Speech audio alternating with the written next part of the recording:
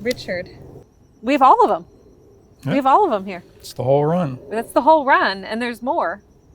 I mean, we have volume 10, Grace and Love, coming after Furious Gravity. But tell me the history until when you gift this series to me. Well, one New Year's Eve, it's coming up. New Year's Eve's coming up a lot.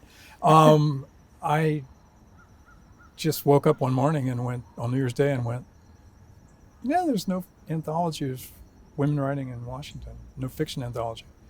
I wonder why. And then I just started thinking about it, and I thought, all right, I'll do one.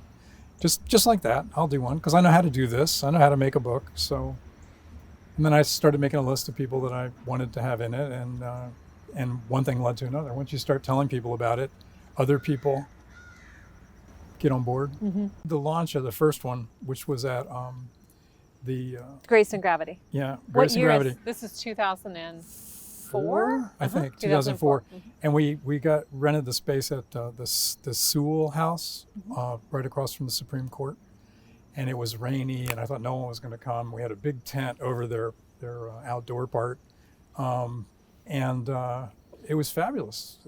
Women turned out, women writers, a couple men, some suits. So why is it essential to produce an entire book series of women? Because women kept appearing. I mean, I kept learning more about women fiction writers, and in our scene, and talking to writers who used to live here, which is another whole issue. And one thing would lead to another. I'd say, have you talked to so-and-so? So-and-so has a student, and and then it just started to grow on its own. So that, you can only do so many pages, and they started getting thicker. And I guess in the end, it's like 300 women and these pages? and like Oh, 3,000 pages it's to a this lot. point. Yeah. Right. And of women writers who were here. Now, a lot of them were teaching or students and have moved on. But I'd say, at least 75-80% of the women writers that I published in those series were here. But so you decide 2004, it's only going to be focused on women. And then tell And just me. one. I wasn't doing more than one. And then it just, You didn't see this as a series. no. You thought it was a one book. Let's One-off. collect all the women in DC that are writing currently and publish a book of just them. But then there were people who didn't Right. come aboard. Right, because this grows a community. Yeah. And that's when I ended up, I told jokes about it because they had a cookie making party and I wasn't invited. The women writers did. But they started. And I was like, they started excluding you. they started bonding. And I think, Well- because not everybody knew each other. Right. And I think that was the coolest part of it, is that, did I assemble all those people together? No. But I Facilitated just, it. I just Yeah. helped. Right. And gave them, for some people, it's their first ever publication.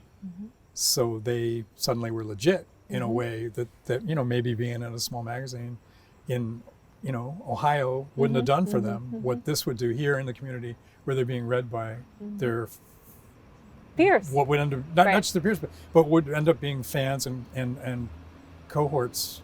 And, I just thought that was great. And as it expanded into that, it just felt more and more satisfying. And in terms of everything I've done, this is probably the most satisfying, positive thing that I've ever had to do with, because everyone was so happy. We had a couple years in, we had an open house at our house, and realizing that some people had kids like we did. We had a big moon bounce in the back, and people If you're brought their going to kids bring and- in women writers, you have to consider their lives. What do you think women write about in these pages? It was interesting. I that you didn't. hear. Almost never had duplication, but I did have. For one of the books, I had two women write about, from the point of view of fire, and I thought, well, I can only run one or the other. I can't run them both in the same book. That doesn't work for me. And that was interesting when I wrote one of the authors and said, well, I already have a fire story, and she went, what? And I was like, well, there's only so much originality out there. So just give me something else. And she did, and it was fine. I didn't really control what they wrote or anything. But I will say that when a lot of people of the bigger names were like, I don't know what to do. And I would say, okay, give me, what I want to read is the story that scares you that you wrote, or the story that Someone else is rejected. that's been rejected the Right. most, but that you love. Right. Right. And those were a lot of the stories that I ran. And that was interesting to me because it's like they needed permission, which is crazy because you don't need my permission to write something.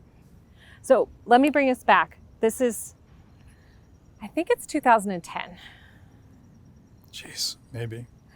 12 years that ago. long ago? 12 years ago. That's pretty You've been stuck shocking. with me for 12 years. 2010, I moved to DC. Okay. I start teaching here at American University. I am fresh out of an MFA program. And you somehow find me. Babe in the woods. Yeah. You somehow find me. You email me and ask if I have a story. And you said the exact same words you said, which is, what makes you uncomfortable? Yep. What will no one else publish? What is the story that people keep rejecting? Yep. And I said, well, I have this story I love, but it's second person and no one will publish second person. There you are. I will. So you decide to put it in Abundant Grace. And then we're at a reading at my house because I decide, 2010 it has to be, I decide to run a reading series called Art in Dark Times.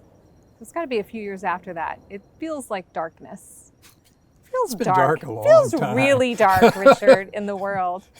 And we're doing Art in Dark Times. And you tell me, as we're celebrating, specifically we were celebrating Karan Martinez's story in Abundant Grace. And I mean, it's way past midnight. Way past midnight. I'm not sure where you're going with this. And you said to me, well, this is the end of the series. Mm-hmm. Because you felt that it wasn't sustainable or that there wasn't. You were on the other side of your kitchen and I was surrounded by all these guys. And you said, I'll take it. I did. And I went, what? I really did. I said, you want it? She goes, yeah. And I said, there's no money or anything. You just keep it going. And you said, yeah, I'll do that. It was way past midnight, Richard. Was it? It was.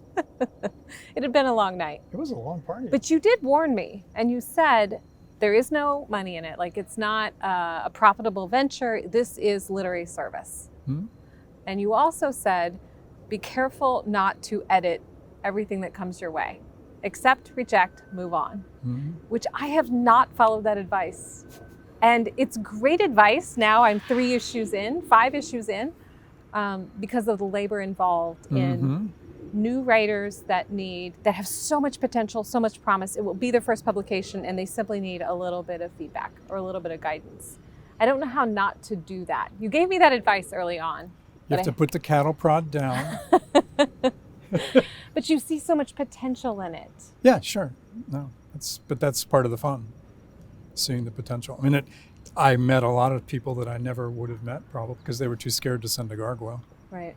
So they would submit to this anthology series, but not to Gargoyle? Yeah, because I asked. And then a lot of them submitted to Gargoyle after the fact.